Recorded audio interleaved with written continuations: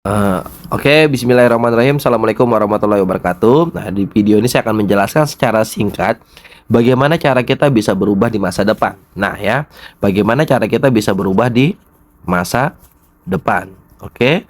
Nah, ini saya ambil contoh seorang yang memiliki gaji, ya. Kita sebut aja dia si A, ya. Entah dia PNS atau dia karyawan, ya. Si A ini sebenarnya sudah memiliki yang namanya gaji, ya. Nah, tapi yang jadi masalah, si A ini masih memiliki masalah ekonomi, ya. Sekarang, ya.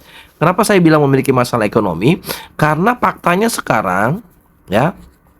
Faktanya sekarang gajinya dia itu sudah banyak dipotong untuk cicilan ini itu dan sebagainya, ya, yang dimana dulu dia mungkin pinjam duit di bank atau di koperasi, ya, dipakai untuk hal-hal yang tidak produktif, ya, contoh misalnya beli mobil atau renovasi rumah, ya. Jadi akhirnya yang terjadi sekarang gajinya tuh sudah banyak dipotong oleh bank, gitu ya. Jadi contoh nih, dia punya gaji misalnya 10 juta, ternyata potongan banknya sudah 8 juta. Jadi akhirnya si A tuh cuma menerima gaji sisa 2 juta per bulan, gitu ya. Nah, terima gaji 2 juta per bulan, padahal gajinya sebenarnya baik dia PNS atau karyawan sebenarnya 10 juta. Tapi karena masa lalu yang sudah nggak bisa diulang lagi, dia meminjam ke bank, minjam koperasi, ya, karena mungkin tidak ada ilmu manajemen cash flow keuangan atau ilmu keuangan. Akhirnya uang yang dia pinjam dari bank atau koperasi tadi digunakan untuk hal-hal yang tidak produktif, beli rumah, beli mobil. Akhirnya sekarang tinggal menanggung pusingnya, ya. Jadi si A ini tinggal menanggung pusingnya, ya. Pusing apa? Pusing bayar cicilan, ya. Nah, akhirnya menanggung cicilan 8 juta per bulan yang mungkin akan dipikul sampai 10 sampai 20 tahun ke depan, gitu ya. Akhirnya dia ini akan mendapati fakta dia cuma akan menerima 2 juta per bulan, ya, untuk 10 sampai 20 tahun ke depan. Sedangkan pengeluaran hidupnya untuk biaya rumah tangga, sekolah anak, dan lain-lain itu menghabiskan misalnya 10 juta per bulan, ya. Atau misalnya 8 juta per bulan, gitu ya. 8 juta per bulan. Nah, inilah yang akan terjadi masalah ekonomi bagi si A. Kenapa saya bilang masalah ekonomi bagi si A? Kalau seandainya dia tidak punya cicilan 8 juta, dia punya gaji 10 juta dengan pengeluaran 8 juta, sebenarnya si Ani sudah aman dalam segi kehidupan. Artinya pengeluaran dia sudah tertutupi dari penghasilan dia setiap bulan, entah dari PNS maupun jadi karyawan, gitu kan. Nah, cuma yang jadi masalah di masa lalu dia melakukan kesalahan keuangan dengan cara meminjam uang, akhirnya banyak cicilan 8 juta per bulan, akhirnya gaji yang 10 juta per bulan tadi sisa cuma 2 juta. Sedangkan pengeluaran si A tadi 8 juta. Nah, yang terjadi akhirnya apa? Pengeluaran 8 juta, pemasukan cuma sisa 2 juta. Akhirnya setiap bulan minus 6 juta. Nah, ini kalau tidak diselesaikan dalam waktu sesingkat-singkatnya akan menciptakan namanya bom waktu, ya. Bom waktunya apa? Akan terjadi yang namanya penumpukan hutang, ya. Penumpukan hutang di mana-mana, gitu ya. Kenapa? Karena kondisi ekonominya setiap bulan 6 juta minus, gitu loh. Nah, ciri-ciri orang seperti ini biasanya, ya, dia akan terlilit dari hutang yang satu ke hutang yang berikutnya. Maksudnya apa? Si A ini ada pinjaman di bank A, ya. Karena dia pusing masalah ekonomi, minus, akhirnya si ini cuma berpikir jalan pintas, gitu ya. Jalan pintasnya apa? Dia cari informasi di bank B, ya. Akhirnya apa? Sudah ada hutang di bank A, pinjam lagi di hutang di bank B dengan jumlah yang lebih besar. Akhirnya apa? Contoh nih, sisa hutang di bank A, ya, sisa hutang di bank A itu 100 juta. Karena sudah berjalan mungkin 5 tahun, gitu ya. Dia pinjam lagi tuh ke bank B, ya, 150 juta. Jadi cair dari bank B, ya, untuk nutupin ke sisa hutang 100 yang apa? Yang 100 juta tadi ya, pinjam 150 juta, cair 150 juta, bayar hutang ke bank A 100 juta. Jadi sisa cuma 50 juta gitu ya. Sisa uang 50 juta. Nah, yang kacaunya ya, yang kacaunya yang membuat orang-orang seperti ini tidak bisa lepas dari masalah ekonomi, tahun berganti ya, hidupnya akan terus kesulitan ekonomi. Uang sisa ini dipakai untuk hal-hal yang tidak produktif. Ya, beli handphone, jalan-jalan ke luar kota, atau celakanya uang 50 juta ini cuma disimpan di dalam bank.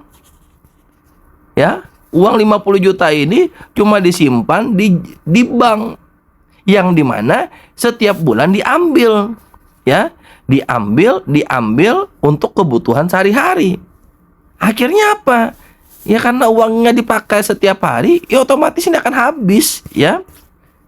Akhirnya yang terjadi apa? Yang tadinya cicilannya 8 juta per bulan, ya, gara-gara top up di bank berikutnya, akhirnya cicilannya sebulan akan menjadi 9.500.000 per bulan. Akhirnya apa? Si A tadi, ya, si A tadi yang harusnya hidupnya sudah nyaman dengan penghasilan 10 juta per bulan, ya, gara-gara cash flow keuangannya kacau, kebanyakan hutangnya non produktif, ya. Akhirnya apa? Dia punya cicilan 9.500.000. Berarti sisa cuma 500.000 per bulan. Nah, ini kalau tidak dicari solusinya akan membuat bom waktu di mana kita akan terus kesulitan masalah ekonomi, teman-teman. Nah, targetnya bagaimana supaya ini beres? Ya, nih saya kasih gambaran, mudah-mudahan ini bisa bermanfaat dan menjadi amal jariah, ya.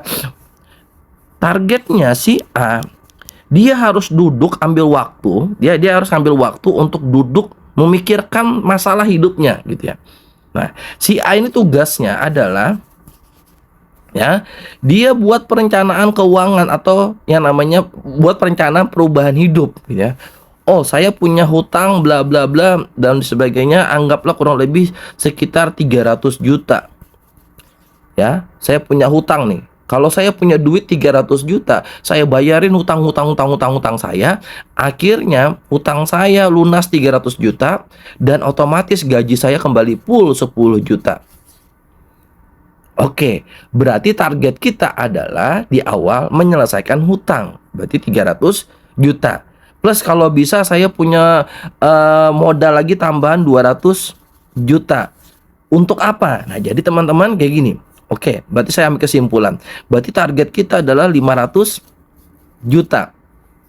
Ya, 300 juta untuk bayar hutang, 200 juta untuk dipakai modal bisnis. Ya, jangan dipakai untuk non produktif, ya. Memperbesar rumah, beli tanah, ya, atau apa dan sebagainya, itu tidak akan menyelesaikan masalah gitu ya. Nggak apa-apa tidur di rumah tipe 36 dulu, tapi punya produktif uang, akhirnya dari produktif itu bisa beli rumah nanti di masa depan. Daripada punya rumah gede, ya, daripada punya rumah besar, ya, tapi pusing bayar cicilan. Lebih baik punya rumah kecil aja dulu, ya kan. Punya usaha pelan-pelan dibangun, akhirnya dari usaha itu menghasilkan uang, nanti baru memperbesar rumahnya. Gitu loh teman-teman, ya. Ya. Sekarang berarti targetnya 500 juta. Oh, berarti kalau aku punya uang 500 juta, hidup aku akan nyaman. Hidup aku akan bahagia. Kenapa? Karena bisa bayar hutang 300 juta dan bisa dipakai modal 200 juta. Contoh nih, 200 juta dipakai modal untuk berkebun atau beternak atau buka usaha. Akhirnya dari uang 200 juta ini bisa menghasilkan profit 5% aja sebulan, ya. Berarti kurang lebih sekitar 10 juta per bulan. Ya, entah berkebun, entah berdagang, entah beternak dan sebagainya. Akhirnya apa? Si A tadi, ya, hidupnya akan bahagia. Kenapa saya bilang hidupnya akan bahagia? Si A tadi, ya, pertama, dia sudah tidak ada hutang. Artinya dia sudah punya income 10 juta per bulan, ya, dan ini pasti setiap bulan, ya. Dan yang kedua, dia ada tambahan penghasilan dari usahanya.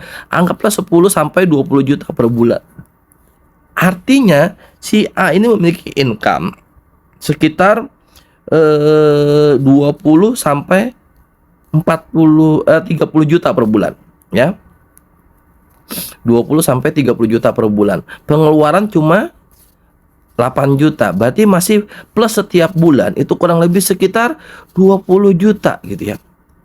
Wah, maka si A ini damai hidupnya ya.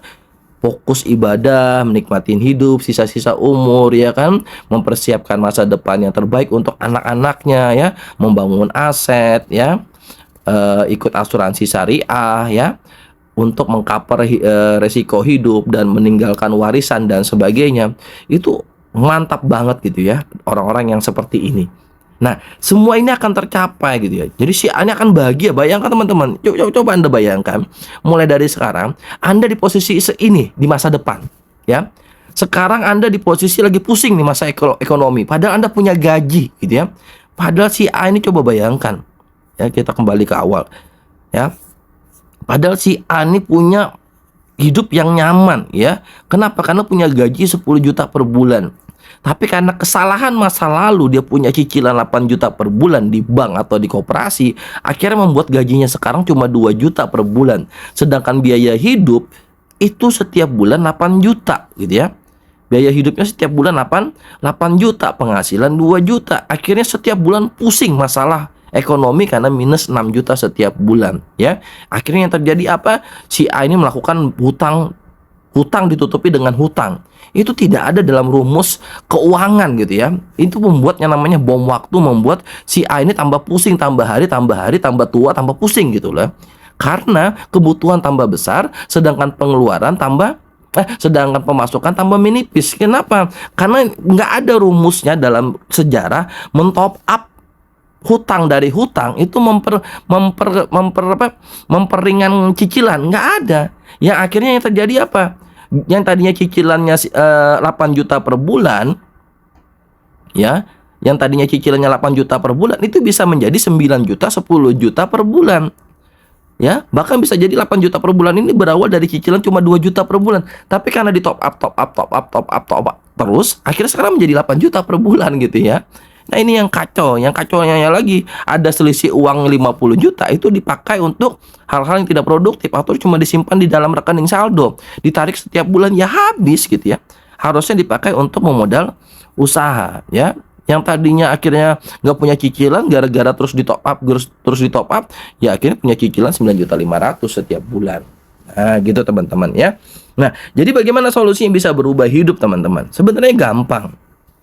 Ya, berarti si A memiliki target. Bagaimana caranya? Ya, jadi bagaimana merubah hidup kita di masa depan? Itu solusinya cuma dua. Solusinya cuma dua untuk merubah hidup kita di masa depan. Yang pertama, fokus terhadap yang namanya target.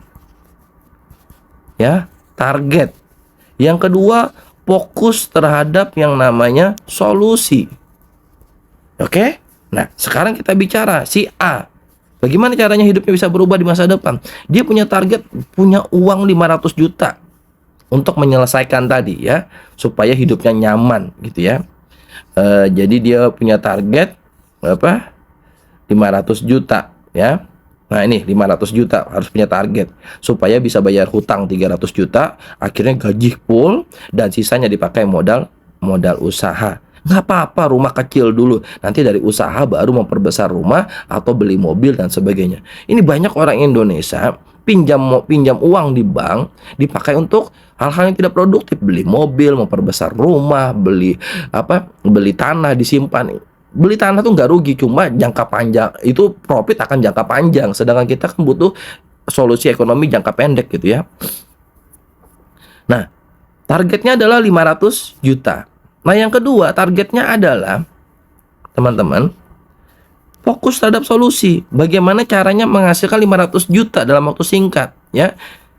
Jadi kalau Anda di posisi si A, kalau Anda berdiam diri aja mengandalkan kehidupan yang setiap bulan minus 6 juta per bulan, itu nggak bakalan pernah ketemu angka punya uang 500 juta nanti di rekening ya. Jadi ketika si A punya penghasilan yang minus setiap bulan ya, coba bayangkan bagaimana punya uang 500 juta di masa depan untuk menyelesaikan masalah hidup kita kalau kita sendiri minus setiap bulan. Ya, anggaplah kalau Anda bisa nabung juga 1 juta setiap bulan, Anda butuh 500 bulan. Ya, 500 bulan baru terkumpul uang 500 juta. Masya Allah, 500 bulan itu kurang lebih sekitar hampir 40 tahunan ya. 12 bulan 1 tahun, berarti 120 bulan 10 tahun, berarti kurang lebih sekitar 30 tahun. Ya bayangkan, kalau Anda bisa nabung 1 juta per bulan, itu Anda butuh kurang lebih sekitar 30 tahunan. Berarti nggak bisa Anda cuma menabung 1 juta per bulan. Anda harus mencari yang namanya percepatan ekonomi, ya. Percepatan ekonomi, teman-teman. Bagaimana percepatan ekonomi? Ada solusinya, teman-teman, yaitu jalankan usaha. Nah, usahanya pun yang harus tepat dengan kondisi kita, yaitu adalah usaha yang tanpa modal besar, ya. Tanpa modal besar, ya. Yang kedua, usaha yang bisa menghasilkan 500 juta per bulan, gitu ya. Yang bisa menghasilkan 500 juta dalam waktu sesingkat-singkatnya, 1 sampai 2 tahun. Emang ada, Mas Ari, usaha yang bisa dikerjakan tanpa modal yang besar dan bisa menghasilkan 500 juta dalam waktu hitungan 1 sampai 2 tahun? Ada, banyak gitu, teman-teman. Tinggal Anda mau atau enggak gitu ya. Kalau Anda kebanyakan alasan, ya pasti nggak bakal ketemu ya.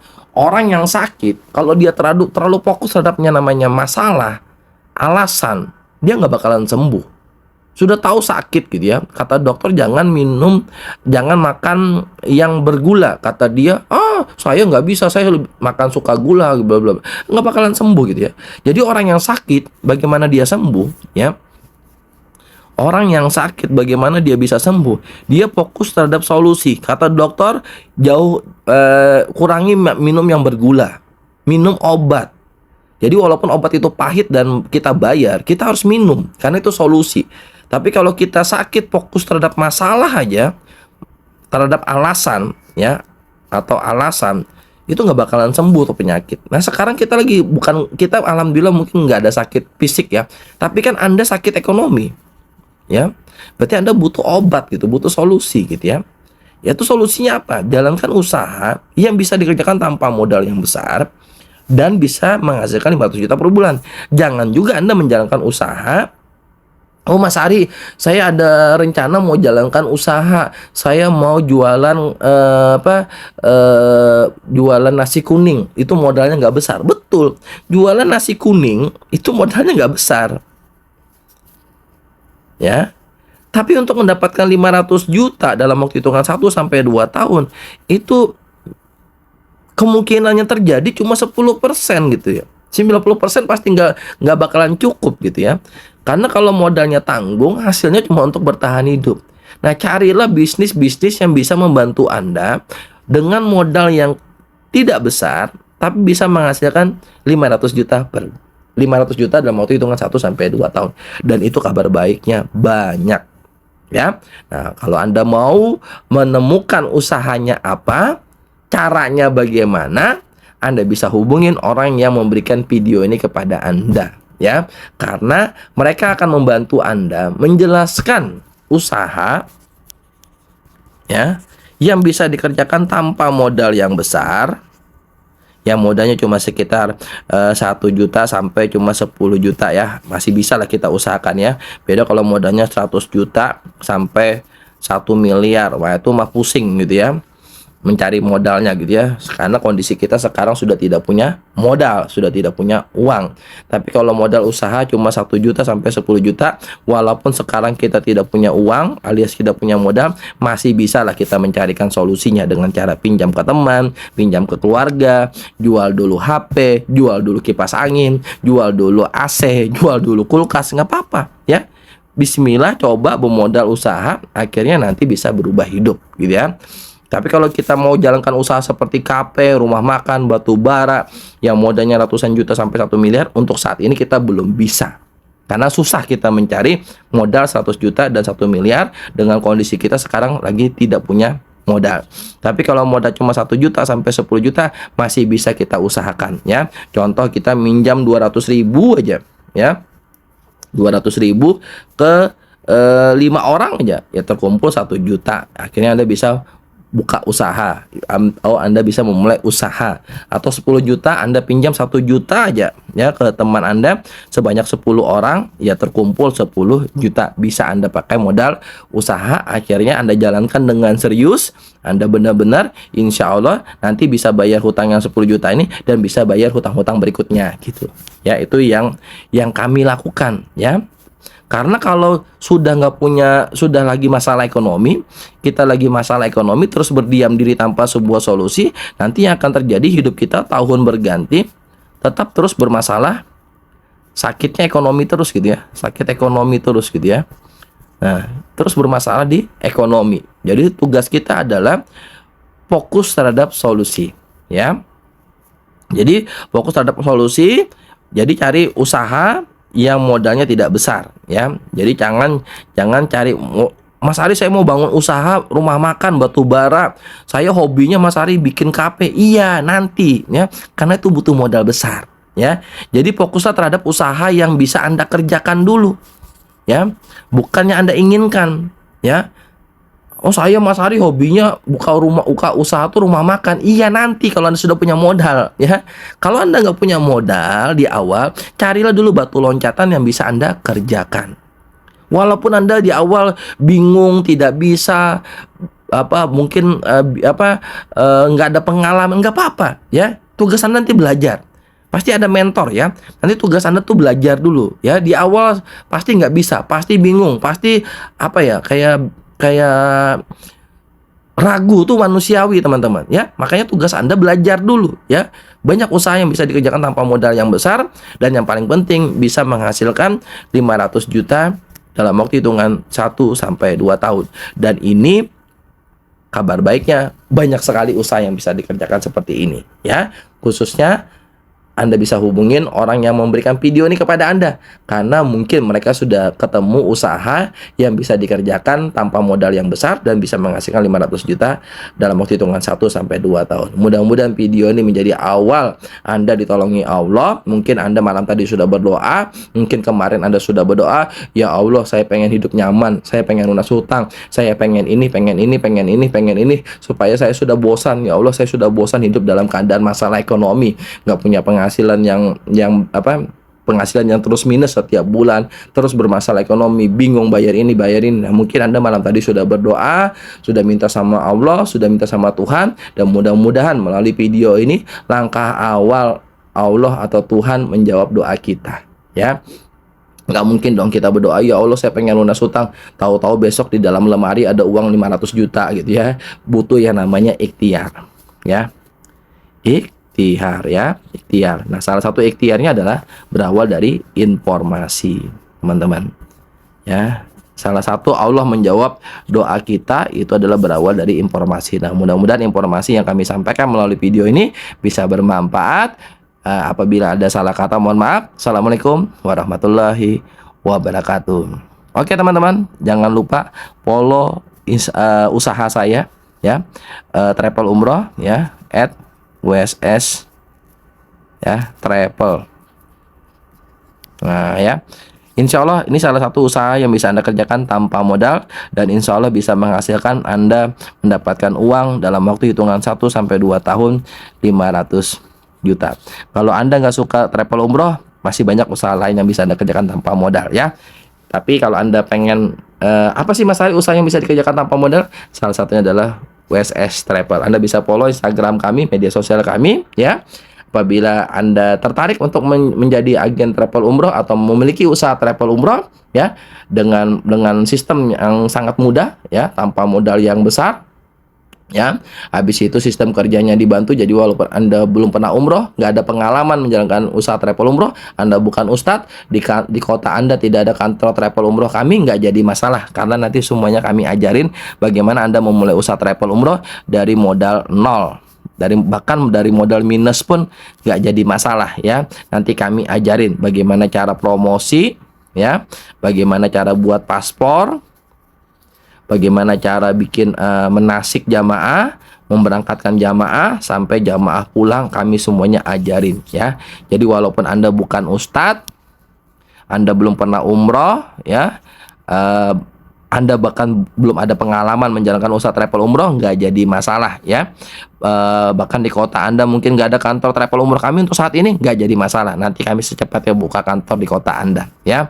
Insya Allah usaha travel umroh menjadi salah satu usaha yang bisa Anda kerjakan tanpa modal yang besar dan bisa mendapatkan dan bisa membantu Anda mendapatkan 500 juta dalam waktu itu hitungan 1 sampai 2 tahun. Kabar baiknya usaha travel umroh ya itu nggak susah dijual karena semua orang mau umroh ya, dan profitnya besar ya, makanya Anda bisa dapat 500 juta dalam waktu hitungan 1 sampai 2 tahun. Dan kabar baiknya Anda sudah punya market, keluarga Anda, teman kantor Anda, teman nongkrong Anda itu adalah market umroh. Daripada ini Anda si A punya tuh teman kantor, keluarga ya habis itu teman main badminton ya, teman misalnya main sepeda, ini market umroh semua ya, ini market umroh semua. Pilihan kita cuma dua, mereka ini daftar umroh sama orang lain, akhirnya orang lain yang dapat untung, atau mereka daftar umrohnya sama Anda, akhirnya Anda mendapatkan 500 juta dalam waktu hitungan 1 sampai 2 tahun, akhirnya hidup Anda berubah. Hidup pilihan teman-teman ya. Daripada kita berdiam diri tanpa sebuah solusi, daripada kita melihat teman-teman kita, keluarga kita, sahabat kita daftar umroh sama orang lain, akhirnya orang lain yang untung, orang lain yang beli Pajero, orang lain yang beli rumah, orang lain yang bisa umroh setiap tahun, padahal itu adalah keluarga kita, padahal itu adalah teman kita, padahal itu adalah sahabat kita ya. Lebih baik keluarga dan teman kita daftar sama kita. Makanya jangan kaget ya, artis sekarang punya travel umroh, alim ulama punya travel umroh, orang biasa punya travel umroh, pengusaha punya travel umroh, pejabat punya travel umroh ya. Nah, daripada Anda berdiam diri, bismillah, saya sangat menawarkan salah satu solusi yang terbaik untuk Anda memulai merubah hidup adalah menjalankan usaha travel umroh. Sekian dari saya, salah kata mohon maaf. Assalamualaikum warahmatullahi wabarakatuh. Jangan lupa di follow.